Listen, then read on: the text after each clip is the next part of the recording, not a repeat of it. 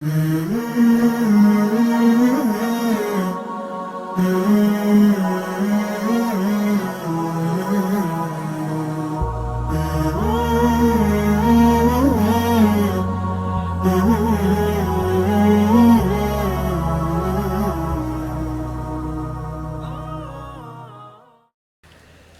لله. إن الحمد لله نحمده ونستعينه ونستغفره ونؤمن به ونتوكل عليه، ونعوذ بالله من شرور أنفسنا ومن سيئات أعمالنا.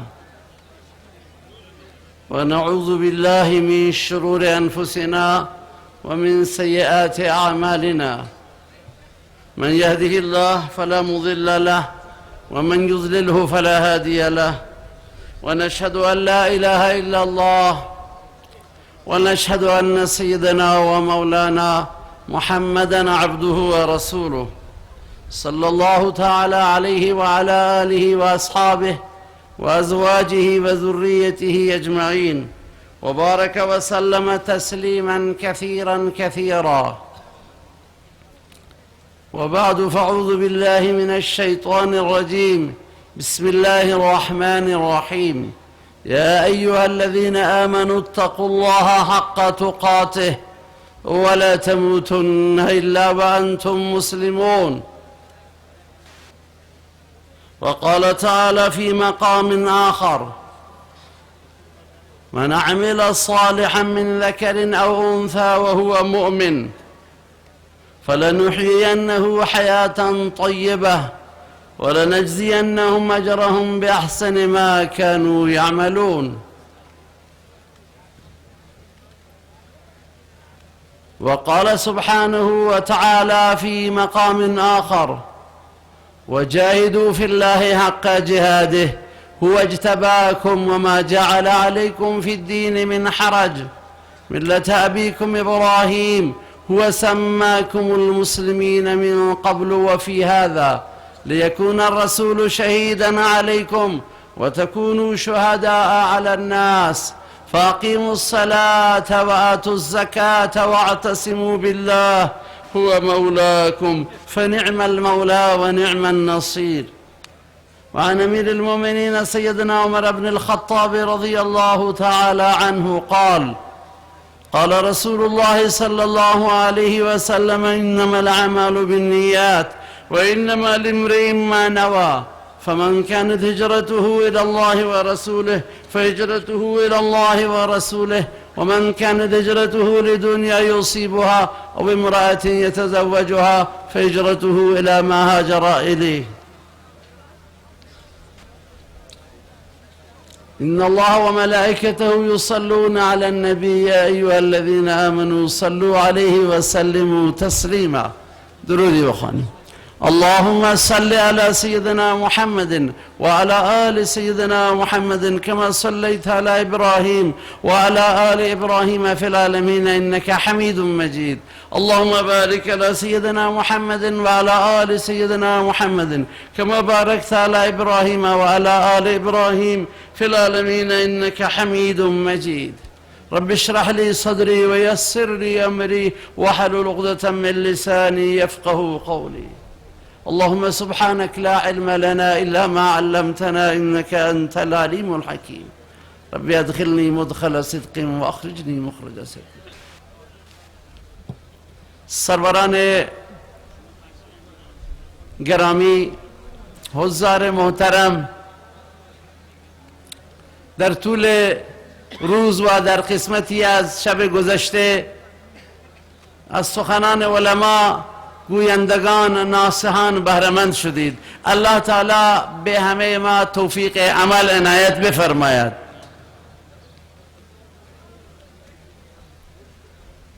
در این لحظه که دقایقی چند به غروب مانده، یادآور شوم که روز پنجشنبه امروز و شبش جمعه، در حدیثی آن حضرت صلی الله علیه و سلم فرمود که روز پنجشنبه و دوشنبه اعمال به طور خصوص در بارگاه الهی عرضه می شوند. حضرت روزه می گرفت. پرسیدن چرا؟ فرمود می خواهم اعمال من در حالی در بارگاه الله عرضه شوند که من روزه هستم. لذا بسیاری از بندگان هستند، ما که توفیق نداشتیم ولی خیلی ها هستند در این جمع شاید روزه باشند و در هر حال روز مبارکی است و شب مبارکی در پیشه.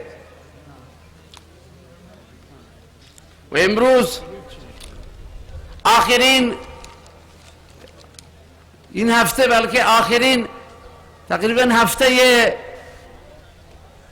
ماه رجب المرجب، ماه حرام، ماه با حرمت از میان 4 ماهی که فرمود منها 4 حرم، و این ماه به اضافه ذوالقعده و ذوالحج و محرم دارای شأن و دارای حرمت و احترام خاصی هستند از نظر قرآن مجید و سیره نبوی و احادیث رسول الله. لذا ماهی است مبارک، ماه رجب، که ما را به یاد ماه مبارک رمضان می اندازد و در همین ماه آن سفر تاریخی و سرنوشت ساز، سفر منحصر به فرد، سفر ویژه و مخصوص، سفر حضرت رسول اکرم صلی الله علیه و سلم از مکه مکرمه به بیت المقدس که الله تعالی موجبات آزادیش را به عزت فراهم فرماید و از آنجا به آسمان ها، سدرة المنتهی، ملاقات الله، ملاقات انبیا و اختصاص یافتن حضرت رسول اکرم به درجات عالیه و رتبه های بلند صورت گرفت. میگویند معراج در 27 بوده که دیروز بوده، ولی به هر حال اگر دیروز، حالا تو تاریخ ها نظرات مختلفی است، ولی در ماه رجب انجام گرفته و این مشهور و معروفه این برکات. جمع عزیزان گرامی، و شما از جاهای دور، جاهای مختلف کشور عزیز تشریف آوردید به خاطر الله. در این راه متوجه الله بشیم و از الله بخواهیم که الله تعالی هر گوینده را همان بر زبانش و بر دلش جاری بسازد و بر زبانش بیاورد که نفع او همه است. یا الله کمک فرما، مدد فرما، ما را اصلاح فرما، ما را به خود برسان، وسیله هدایت ما، وسیله اصلاح نفس ما، وسیله ارتقای دینی ما، وسیله حل مشکلات دنیوی ما این جلسه و این نشست را بگردان و در بارگاه خودت قبول بفرما. از همه شما التماس دعاست، متوجه به دعا شویم، نه اینکه فقط بنشینیم و سخن نمره بدیم، تحسین کنیم یا نقد کنیم. ما آمدیم که اصلاح بشیم، فکر کنیم. دعای مسافر قبوله، قدمایی که از دور به خاطر الله برداشته شده، پولی که خرج شده، عرقی که ریخته شده، همه اینها نزد الله قدر دارد، همه اینها نزد الله قیمت دارد. آن حضرت فرمود تبتا، دقت کنید کلمات نبوت را، طبتا و طاب ممشاک و تبوات منزلا من الجنه. کسی که یک سفر عادی برود برای دیدار یک برادر مسلمان، از جانب الله یک ندا کننده به او چنین خطاب می کند، در حالی که شما برای الله، برای تجدید از علم، برای حصول هدایت مزید اینجا تشریف آوردید. من به صیغه جمع میگویم و تأسیب میکنم از این حدیث: طبتم و طاب ممشاکم و تبواتم منزلا من الجنه. طبتم یعنی پاک شدید، طبتم یعنی خوش آمدید، و طاب ممشاکم، این قدم های شما مبارکه، طیبه، خوبه، فرخنده، و تبوأتم منزلا من الجنه، شما با این آمدنتون، با این قدم برداشتنتون از هر صنفی که باشید، همه ما نیاز به هدایت داریم، همه ما نیاز به مغفرت داریم. و تبوأتم منزلا من الجنه، به چه بشارتی است! و شما جایگاهی در بهشت برای خودتون رزرو کردید، به خودتون اختصاص دادید. امیدواریم از فضل الله تعالی هیچ کسی را محروم نگرداند، جمع ما را جمع مرحومی بگرداند و تفرق ما را تفرق جمع معصومی بگرداند. الله رحم ما بر همه ما رحم فرماید. اما سروران عزیز، آیاتی که خوانده شد درباره ایمان به الله، ایمان به رسول الله، ایمان به پیغمبران، ایمان به آخرت، ایمان به قضا و قدر، ایمان به ملائکه، ایمان به کتابهای آسمانی، بزرگترین سرمایه سروران عزیز و خواهرانی که از جلسهشون گرچه تمام شده ولی به بعضی از آنها این صدا میرسد، بزرگترین سرمایه‌ای، بزرگترین اندوخته‌ای که ما در این فرصت زندگی به دست میآوریم اسمش ایمان به الله است. و بزرگترین ثمره ایمان به الله و مقتضای ایمان به الله تقوا، خدا ترسی و عمل صالح و شایسته است. ما هر کسی باشیم بعد آخر این دنیا را ترک میکنیم. موفق ترین انسان آن است که این سرمایه را بیشتر اندوخته است و بیشتر این سرمایه را به دست آورده و بیشتر این سرمایه را حاصل کرده است و بیشتر برای حصول و تحصیل این سرمایه از جان و مال و توانمندی های خود مایه گذاشته است. ایمان به الله، پیغمبر دعوت به ایمان به الله میداد. یا ایها الذین آمنوا آمنوا، یا ایها الذین آمنوا قولوا لا اله الا الله تفلحوا.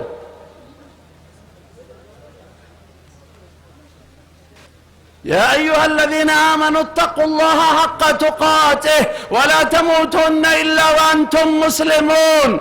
ای ایمانداران، شما ایمان آورده اید، حالا بعد از ایمان مقتضای ایمان چیه؟ خواسته ایمان چیه؟ تقوا را اختیار کنید، خدا ترسی را اختیار کنید، عمل به احکام شریعت را اختیار کنید، زندگی پاکیزه اسلامی و شرعی را اختیار کنید، زندگی نبوی، حیات رسول الله را اختیار کنید و از الله چنان حساب ببرید، چنان بترسید که حق ترسیدن است. الله با شماست، الله شما را میبیند، الله میداند، الله میشنود. الله ذاتی که همه چیز در دست الله است. خزانه های زمین و آسمان در دست الله، خالق شما الله، صاحب شما الله، عزت دهنده شما الله، ذلیل کننده الله، معبود به حق فقط الله، عبادت فقط برای الله. هر نوع عبادت قلبی، عبادت بدنی، عبادت مالی، تمام انواع عبادات مختص الله. تحیات لله و صلوات و طیبات، عبادت های زبانی و قولی، عبادت های بدنی از قبیل سجده و رکوع و قیام و طواف، عبادت های مالی، نذر و خیرات و همه اینا برای الله اون ذات بزرگ انجام بگیره. ایمان به الله میگوید فقط یک الله را عبادت کنید. ایمان سه تا ضد داره. الله ایمان خالص میخواهد، الله ایمان پاکی میخواهد، الله تعالی ایمان سالم و قوی از ما میخواهد. شرک ضد ایمانه، نفاق ضد ایمانه، کفر ضد ایمانه. الله میخواهد ایمان ما خالص باشه برای الله. شما میروید در یک مغازه که شیر میفروشن، شیر خالص میخواه، اگر به شما بگوین اینجا شیر خالصه، اینجا شیر آمیخته با آب، اینجا فلان چیز قاطیه، شما کدوم انتخاب میکنید؟ الله هم بنده خالص میخواد. الا لله الدین الخالص. در اعتقاد یک مسلمان آمیزش شرک نباشه، آمیزش نفاق نباشه، آمیزش کفر نباشه. و ما یؤمن بالله اکثرهم الا وهم مشرکون. خیلی ها به الله اعتقاد دارند ولی در کنار اعتقاد به الله شرک می‌ورزند. خیلی ها ادعای ایمان می‌کردند در زمان رسول الله.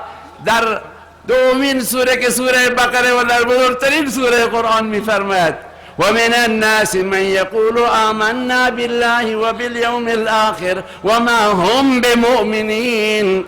بسیاری هستند از مردمان آنها ادعا دارند که ما ایمان داریم به الله و روز آخرت و ما هم بمؤمنین. ایمانشون مردود است، قبول نیست، اینا ایمان ندارند.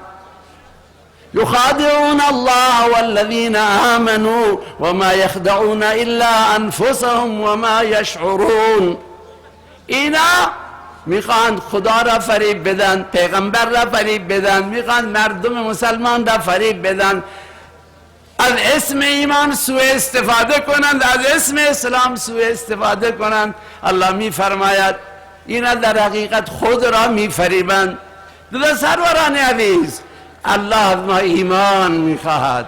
خود را محک بزنیم، ایمانهای خود را محک بزنیم و بر ایمان و اسلامی که داریم شکر کنیم. ولی ایمان دوتا، یکی ایمان موجوده، یکی ایمان مطلوبه. موجود الحمدلله هست. قرآن عجیب آیه داره میفرماید یا ایها الذین آمنوا، ای ایمان داران ایمان بیاورید.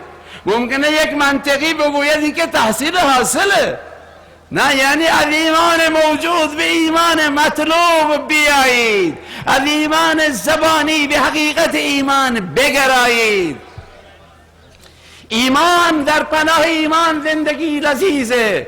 ایمان است که خوشبختی می آورد. سروران عزیز، امروز بشریت دنبال سعادت، انسانها دنبال سعادتند. کتاب‌هایی درباره سعادت و خوشبختی نوشته می شوند، سخنرانی های ایراد می شود، فضاهای مجازی تبلیغات می کنند.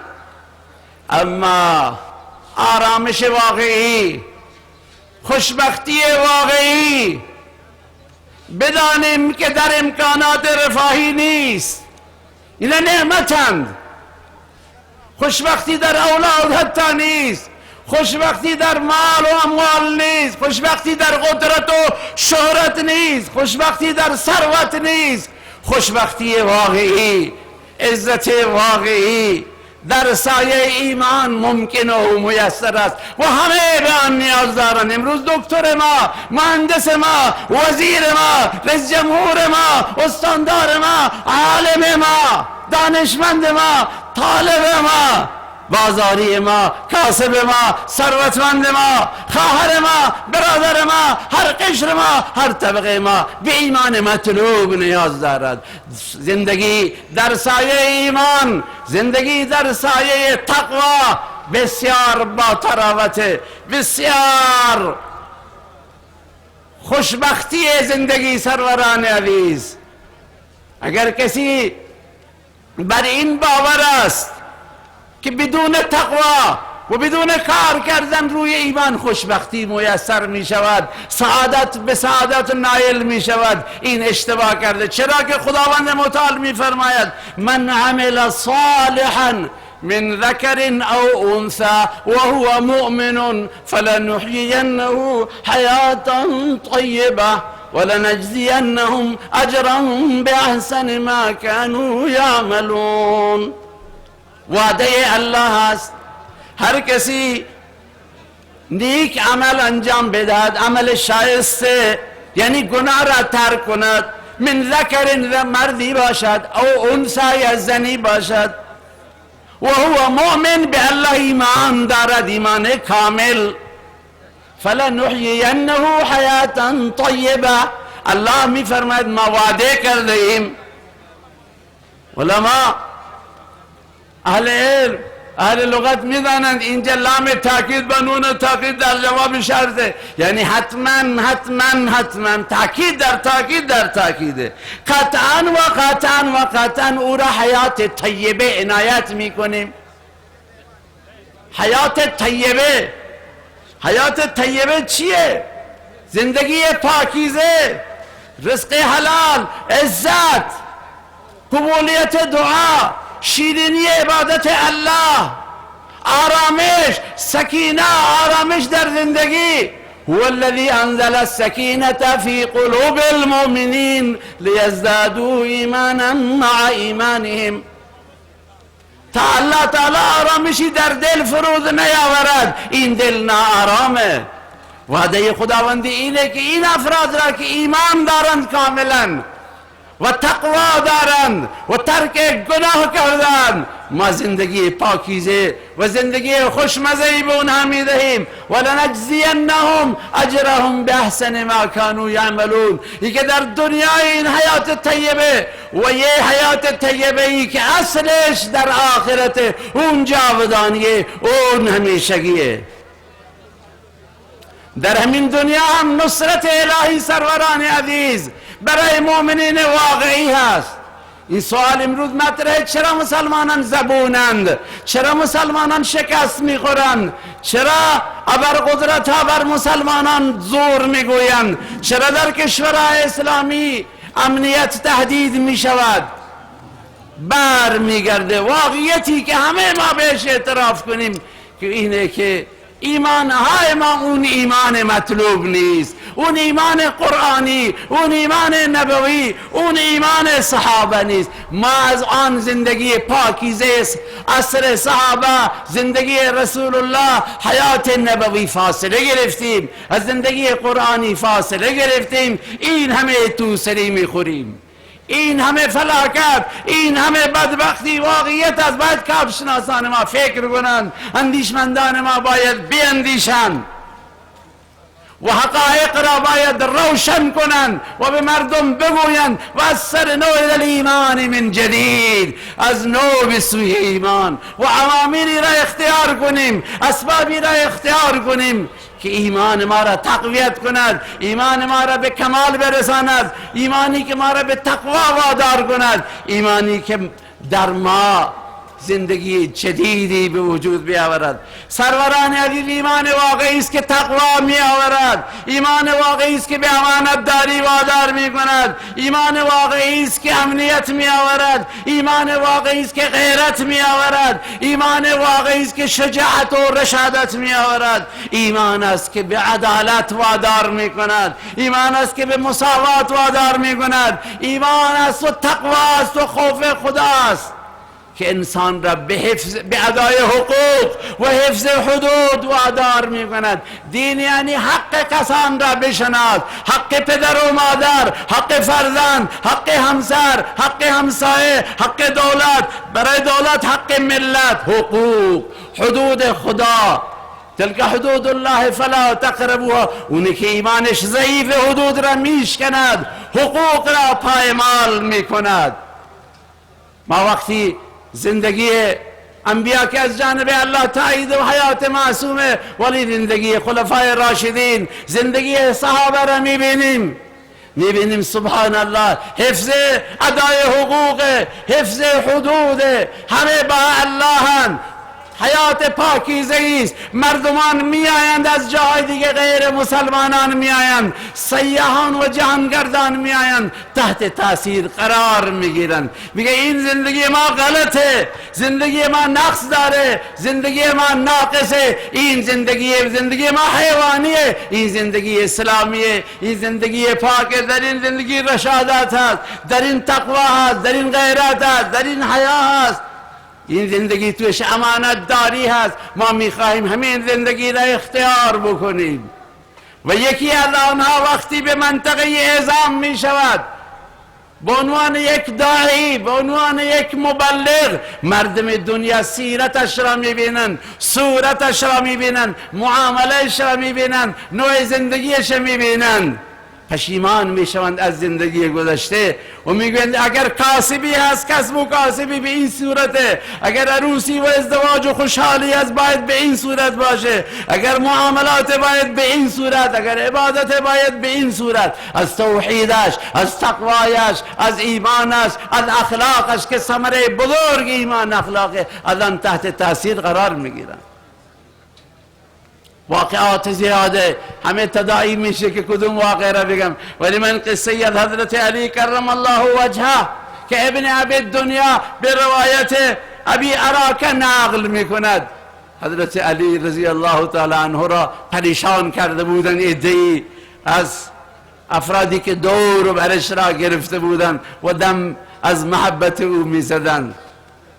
ایشون دور صحابه را اینجوری تعریف کردند. ابی عراکه میگوید روزی من کنار حضرت علی بودم و نماز فجر ادا کردیم. بعد از اینکه از نماز فجر فراغت یافتند دیدم که ایشون بر چهرهش آثار غم و حزن هویدایه، تا اینکه نگران بود. اوضاع بعضی از افراد او را ناراحت کرده بود که ادعای ایمان میکردند ولی از حقیقت دور بودند و این در هر دوری بوده و هست. ولی غالب این دور، غالب آن زمان رسول الله صلی الله علیه و سلم او ایمان کامل بود. بهرحال حضرت علی رضی الله تعالی عنه نماز اشراق را خواند و دستش را به نشانه تأسف تکان داد. راوی میگوید و گفت والله من اصحاب رسول الله را دیدم. امروز میبینم این مردم از زمان رسول الله و از سیره اصحاب پیغمبر فاصله گرفتند. ما چرا نمیبینم؟ چی شده ما را که نمیبینم اون انسانها را، اون اخلاق را، اون عبادت را، اون پاکی را، اون پاکیزگی را، اون تقوا را، اون ایمان واقعی را چرا نمیبینم؟ بعد گفت که لقد کانوا صفرا، از خوف خدا چهرهایشون زرد شده بود، شعثا غبرا، موهایشون پراکنده بود و غبارآلود بودند، سجده میکردند الله را. بین اعینهم که امثال الرکب المغزا، اینجا پیشانیشون مانند اون گوسفندی که زانوش به زمین میمالد و میگذارد چطوری آبله میشه و ظاهر میشه، اینجوری بود چهرهایشون، از بس که سجده میکردند الله را، به الله ارتباطی داشتند، رابطه ای داشتند. قد باتوا لله سجدا و قیاما. قرآن مؤمنین را اینجوری عباد الرحمن را تعریف میکند. والذین یبیتون لربهم سجدا و قیاما، میفرماید که اصحاب رسول الله را من در حال سجده و قیام میدیدم. یتلون کتاب الله، کتاب خدا را تلاوت میکردند، علاقه‌ای و عشقی با قرآن داشتند و آیات الهی داشتند.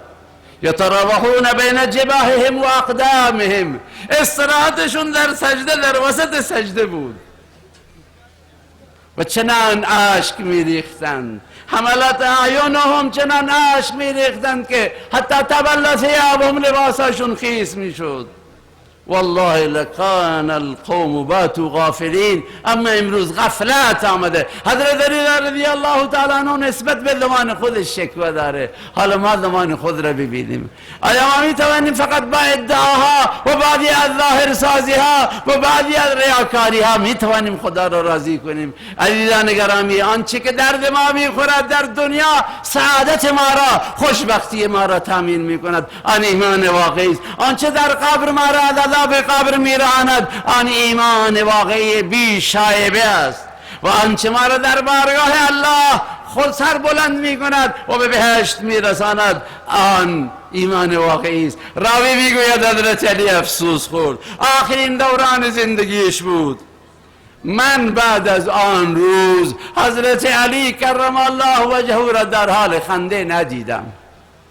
غم بر او مستولی شد، مثل اینکه خسته شده بود.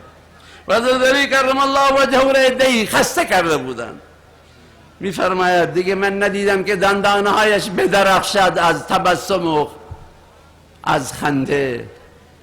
دیری نگذشت که بدبخترین انسان عبدالرحمن ابن ملجم فاسق دشمن خدا بر او حمله کرد و او را به شهادت رساند. سروران عزیز، عدالتی که در زمان خلفای راشدین بود، همه‌اش ثمره ایمان و تقوای صحابه که صحابه بودند، تربیت یافتگان حضرت رسول اکرم مستقیما بودند. ولی زمان عمر ابن عبدالعزیز رحمه الله، ببینیم ایمان و تقوای یک انسان چقدر تاثیر داره. اگر حکام ما، اگر اساتید ما، اگر مردمان ما، اگر پیشوایان ما، اگر بزرگان ما، اگر دولت مردان ما اگر ملت ما تقوادار باشه سروران عزیز چی پیش میاد؟ ببینیم عمر ابن عبدالعزیز رحمه الله یه نفر تقوا وقتی اختیار میکنه و تواضع گردن فرازان نکوست،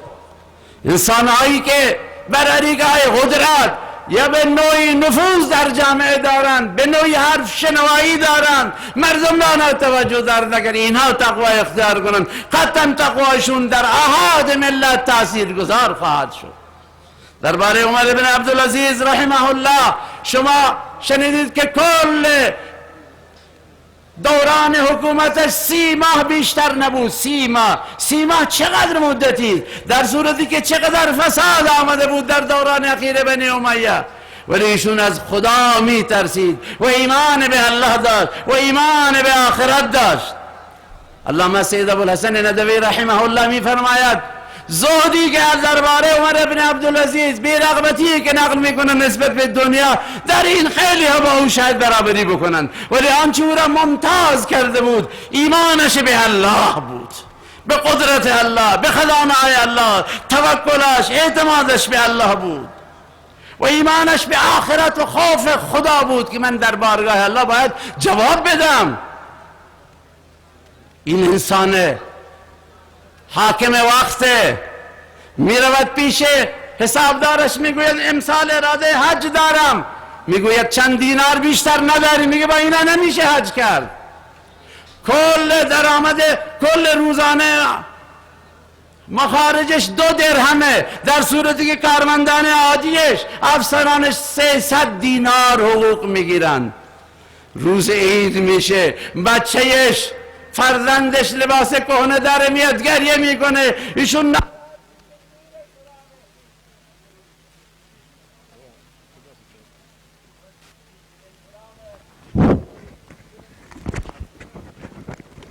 پدرش بابا همه لباس نو برتن دارن، منم دلم میخواد، متاثر میشه، اشکش جاری میشه، میره پیش خازن، پیش حسابدار، میگه میشه حقوق آینده ما رو بدید؟ میگه من میدم. این خزانه دار عجیبه، این حسابدار هم عجیبه. نه اختلاس، امروز صحبت از اختلاس هست در بسیاری از کشورها، بانک ها اختلاس میشه. تقوا پلیس درونه، تقوا نگاه دارنده، ایمان واقعی نگاه دارنده. حسابدار میگه شما امیرالمومنین تضمین میدهی که تا آخر ما زنده بمونی؟ میگه اینو نمیتونم بگویم. میگه پس من ندارم پولی برای شما بدم. برمیگردد و فرزندش را تسکین میدهد. روزی به خانه وارد میشه، میبیند فرزندان دست بر دهان گذاشتن. چرا دخترانم؟ میگوید که پیاز خوردیم چیزی نبوده. میگه دوست دارید پدرتون در آتش بسوزد و شما امروز خوشگذرانی بکنید؟ من میخوام مردم گرسنه نمانند. مردم گرسنه نبودن. در ظرف 30 ماه فرصته. رئیس جمهورهای ما انتقاد به کسی ندارم چون آدم سیاسی نیستم، ولی رئیس جمهورهای ما 4 سال 5 سال در پاکستان، در ایران، در کجا انتخاب میشوند. 30 ماه تونست کار درست بکنه. اینجا شیخ الاسلام یه حرفی گفته بود، روزنامه ها تحلیل کردن چطور میتوانی انجام بدی. به هر حال حالا با اون بحث کار نداریم. تو 30 ماه این انسان توانست. میگویند زکات بر دوش مردم بود، میرفتن سراغ میگرفتن فلانجا فقیری هست، میرسیدن فقیر میگفت من نیاز به زکات ندارم. این بود خوف خدا. ولی سروران عزیز این ایمان به آخرته. وقتی ایشون وفات مییابد 18 دینار ترکشه. چقدر؟ 18 دینار. 5 دینار خرج کفن، 4 دینار خرج قبرش. چقدر میمونه؟ 5 و 4 9 منهای 18. ریاضی شما قویه، خیلی خوب. 9 میمونه. 11 فرزند داره، چه به 1 دینار هم به یکی نمیرسه. ولی هشام ابن عبدالملک او وقتی وفات میکنه به 11 فرزندش هر کدام 1 میلیون دینار میرسد. امروز اون کسانی توجه فرمایید عزیزان گرامی که به خاطر اینکه فرزند را به نوایی برسانیم خیانت میکنند، رشوه میگیرند، میراث را تقسیم نمیکنند، حق خواهر را ضایع میکنند، دروغ میگویند و کسب حرام میکنند، مشروب میفروشند، مواد مخدر میفروشند، بچه های مردم معتاد میکنند، فساد در جامعه برای میاندازند که یک ویلایی بسازند یا در فلان شهر بروند، در فلان کشور اونجا خوشگذرانی کنند و آینده بچه هاشون رو تضمین کنند. عبرت هشام میگذارد برای هر فرزند 1,000,000 دینار. روزی مقاتل رفت پیش منصور خلیفه، گفت نصیحتم کن مقاتل. اون زمان حکام عالمان را تهدید نمی کردند، می گفتند حکام می گفتند بیایید مرا نصیحت کنید. علما خوف نداشتند، می گفتند بیایید مرا نصیحت کنید، به ما توصیه کنید، مرا از خدا بترسانید. مقاتل یکی از بزرگان گفت میخوایی آنچه شنیدم بگویم آنچه دیدم بگویم؟ گفت آنچه دیدی بگو. گفت من دیدم عمر اینجور بود، هشام 1,000,000 پول گذاشت برای هر بچه، 1,000,000 دینار. ولی امیر المومنین حاج آقا گفت من دیدم بچه های عمر بن عبدالعزیز که گفته بود وقتی مردم آمدند، فامیل آمدند، شما برایتون چه گذاشتی؟ گفت الله را گذاشتم، اگر متقی باشند، پرهیزگار باشند، انشاءالله خدا متولی اونهاست. این آیه را خوند والله یتولی الصالحین ان ولی الله الذی نزل کتابه یتولی الصالحین. من نمیخواهم که قدرت به بچهای من منتقل بشه، ثروت به بچهای من منتقل بشه. من باید اونا را تربیت بر تقوا کردم. و مقاتل گفت من دیدم بچه های شام گداگری میکردن تو بازارها، اونا که 1,000,000 ثروت بهشون رسیده بود و فرزندان عمر بن عبدالعزیز 100 اسب در راه جهاد قربان میکردن. به الله توکل کنیم. ایمان را از کجا به دست بیاوریم سروران عزیز؟ 5 نقطه آخر را عرض میکنم و به سخنانم پایان میدم. این ایمان را از قرآن بگیریم، ارتباط ما یک با قرآن مجید باشد. ارتباط ما دو، یعنی بخونیم، بفهمیم، بدانیم، در جلسات قرآن بنشینیم. دو، سیره پیغمبر و اصحاب را مطالعه کنیم.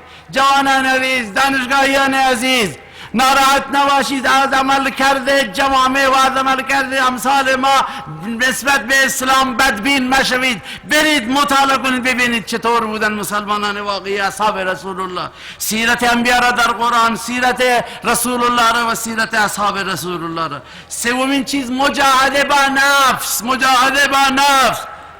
تقوا این را آسان میکند، خوف خدا این را آسان میکند، ایمان واقعی مجاهده را آسان میکند. انسان دنبال شهوات نمی رود، دنبال حرص و آز نمی رود، دنبال شیطان و نفس نمی گردد.